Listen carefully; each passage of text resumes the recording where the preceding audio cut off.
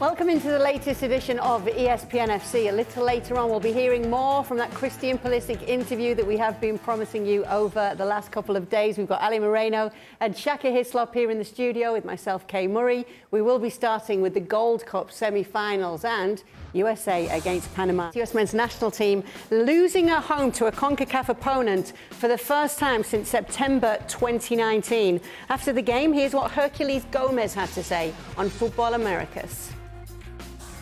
I mean, how many of these guys are top three in their position? Like, what did you expect coming into this tournament? That you're going to roll over teams because you're the U.S. men's national team, because you've got players in Europe?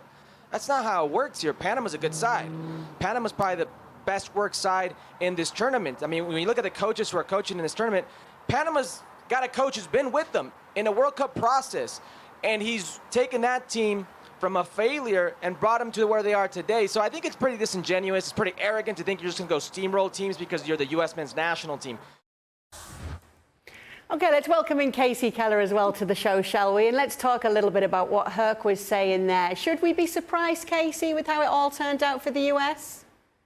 No, I don't think so. I think the U.S. has a strong squad, but do they have the squad that can make the amount of changes that they did from earlier in the summer, and then have that expectation, what Herc said, of just to kind of cruise through Gold Cup without being pressured?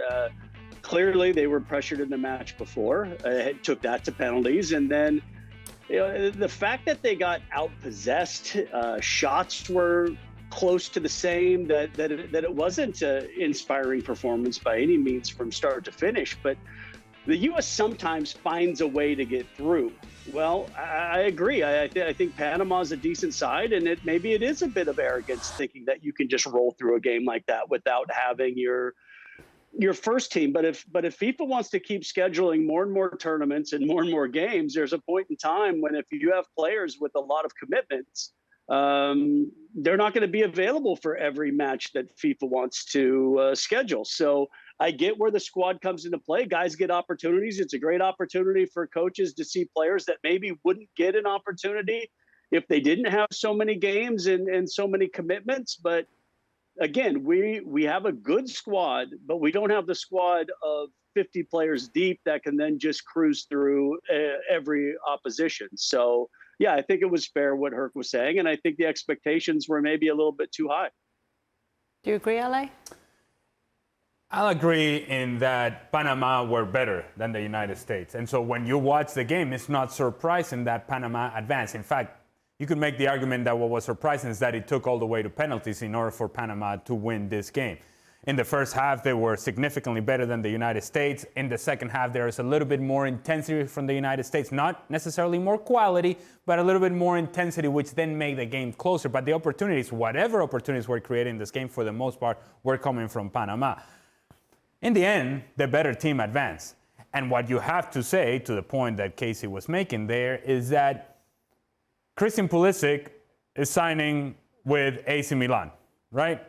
He's not playing against Panama in the Gold Cup semifinal. So your best players are not there. And then you have to ask yourself the question, if you're the United States, what is this tournament for?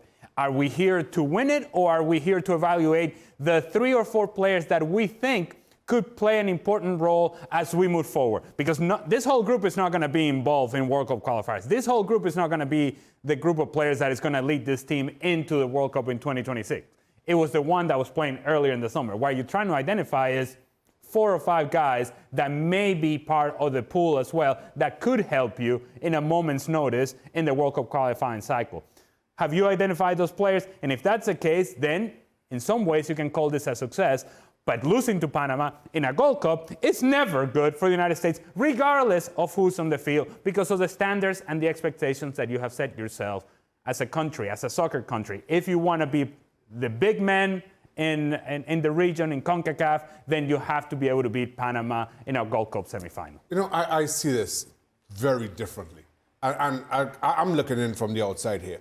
But you're looking at a understrength U.S. team that at best is a B squad. I've heard some refer to it as a C squad, coming into a tournament 8 months after a World Cup where your major squad participated. And so understandably, your main stars are all resting. Some of them are dealing with transfer issues. As Ali pointed out, and you give your younger players, those players on the fringes, an opportunity to establish themselves, to stake a claim to the first team, to get some much-needed experience. And I think from that respect, they get that. You also learn a lot from them. We're talking about, again, a second-strength U.S. team that played 120 minutes against Canada. Canada themselves without, well, their one big star in Alphonso Davies, but let's remember Canada ran away with CONCACAF World Cup qualifying. They were the best team in the region by a long way.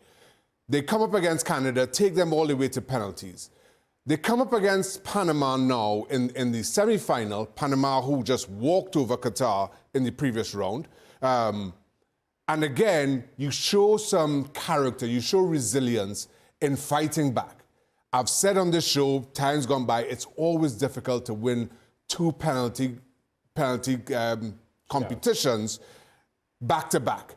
And that came back to haunt the US.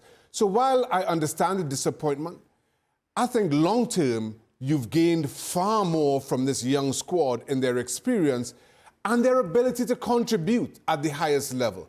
So I'm looking at it from the outside, but I don't see this as a US negative, certainly not in the long term. Okay, give us a bit of insider information then here. Matt Turner, that moment, was it the defence's fault or his fault? A combination of both. And again, talking about a young squad, working their way in and getting much needed experience to contribute to US men's national team A, let's call it. DeAndre Yedlin sits in deep, keeps the striker on side. And then Matt Turner makes a decision uncharacteristic. He's been fantastic all tournament long. All of a sudden, he makes a rash decision. And now you have two of your most senior or competent players, accomplished players, making the two big mistakes back-to-back that brings the Panamanian goal. And again, so looking at what you get out of this squad, out of this competition for the young players, you take that you take the loss on your chin for all those reasons. But it comes down to, well, both a goalkeeper mistake and a defensive mistake by two players who really should not be making those mistakes. And I understand what you're saying, Shaq, that there was a purpose to this tournament. Yeah. And you made a decision as a federation and as a coaching staff that this was going to be a tournament where there was going to be identification and evaluation of young players. But what you want to see from these young players, so that you can trust them in a World Cup qualifying cycle, is that once you tie the game up, right? Or if when you go into extra time, and there is that moment of pressure, you want to see the United States at home be able to dictate how the game is going to get played. And you never got the sense that they were in control of the game.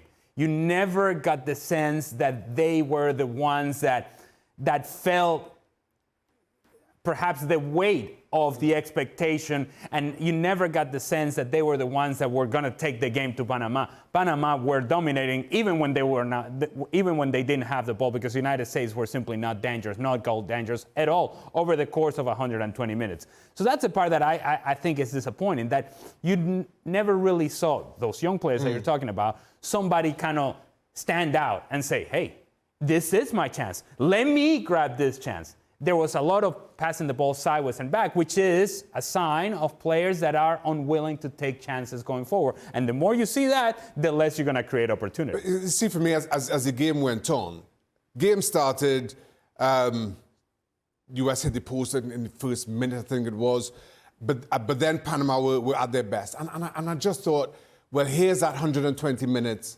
against Canada catching up with them in the heat. For some reason, the US kicking off early, which I don't think helped them in that regard either. But then the other game is being played in Mexico, Jamaica being played in Las Vegas. That had to go play at night.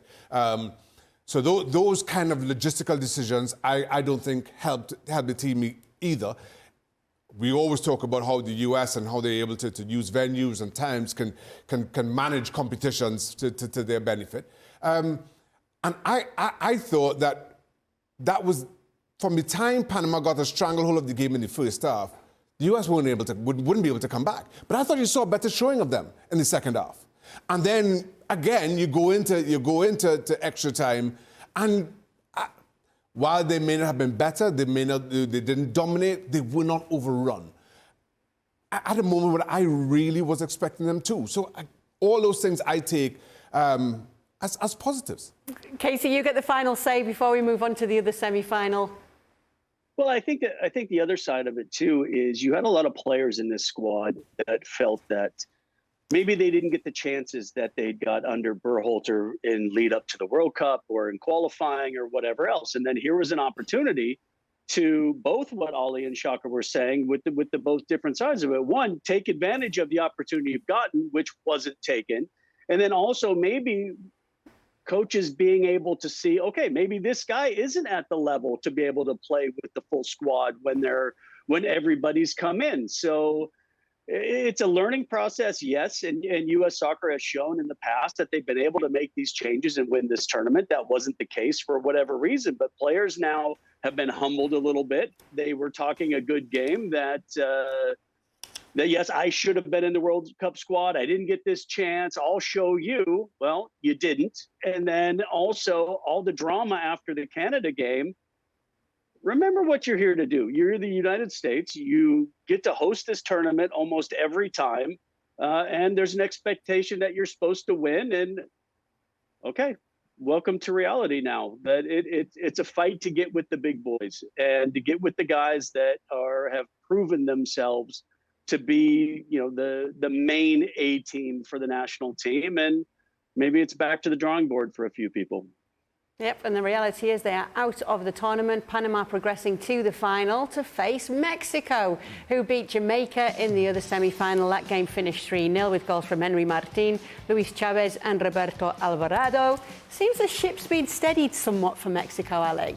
If you're Mexico, you look at this performance and you say, yeah, we're taking steps forward, and Jimmy Lozano is a big part of that. Let's talk a little bit about Jamaica then, because they are targeting a return to the World Cup in 2026. Not been at the World Cup since France 1998. Yeah. Do you think they can do it, especially now with this expanded format? If you had asked me this at the start of the tournament, I would say Jamaica are among the favourites in CONCACAF to qualify for the World Cup. If you'd asked me before the start of this tournament, I would tell you Jamaica, I think, have as good a chance of winning this competition as they ever have. Ali's right. This Mexican performance was as good a performance as I saw from Mexico for quite some time. And I wasn't expecting it up against this version of Jamaica. I sat here and said, this is the most talented team coming into this tournament. Michael Antonio, who absolutely bullied defenses in World Cup qualifying once he did announce and was cleared to play for Jamaica, did not have a kick. I thought that I thought by the standards he'd set, I expected to see more of him in the group stage. Maybe it wasn't needed. But here, against Mexico, it was incredible how quiet he was. Damari Gray, who has been Jamaica's standout player all tournament long, was not able to have any kind of an impact on this game again.